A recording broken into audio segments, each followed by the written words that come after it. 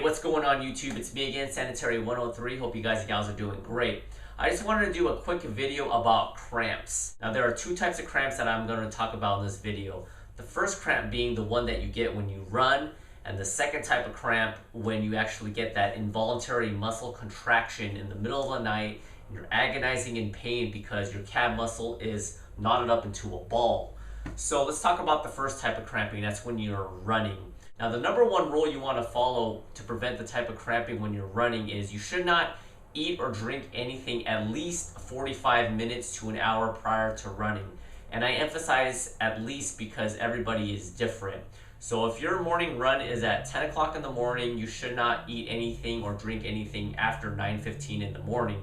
Now this is going to require some experimentation because somebody such as myself, I actually need at least 2 hours of no eating or drinking prior to running, or else I'm very cramp sensitive.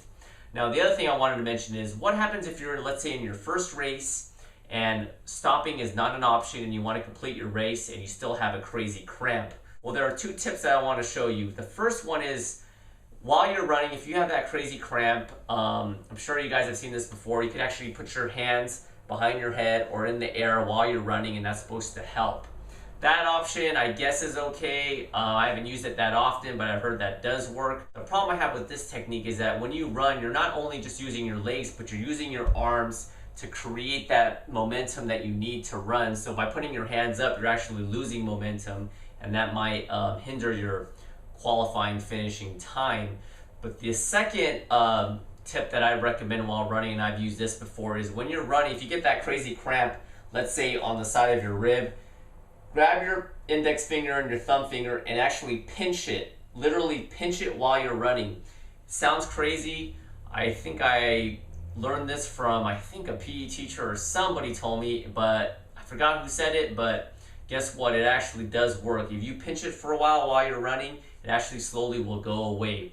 Now let's talk about the second type of cramping, which is the involuntary muscle contraction. And we're going to use the calf as an example. I'm sure you guys have experienced it before, but let's say you're sleeping, you get that involuntary muscle contraction and it just hurts like a mother, right? There are two main reasons why this occurs. One being you're dehydrated, and two, you don't have enough potassium. So what I recommend is, obviously, stay hydrated, drink a lot of water after your workout, a little bit before, a little bit during, but a lot after. Make sure you stay hydrated. And the other thing is, banana is a very good source of potassium. Real quick, when I used to do a lot more cardio, I used to lose a lot more water weight, obviously, and for a while I was not eating a banana, and guess what? I was getting a lot of cramping.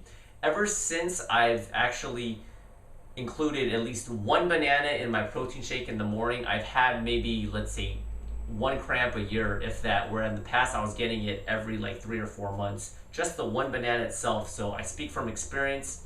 I don't just read something off from a textbook or something and say, oh, it works. I actually speak from experience. So throw in that one banana, especially if you're doing a lot of cardio.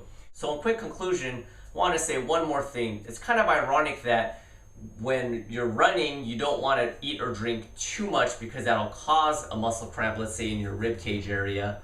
But you actually need water and food after working out to prevent the involuntary muscle contracting, because there are two different types of cramps. So just keep that in mind. I hope I didn't confuse the heck out of you.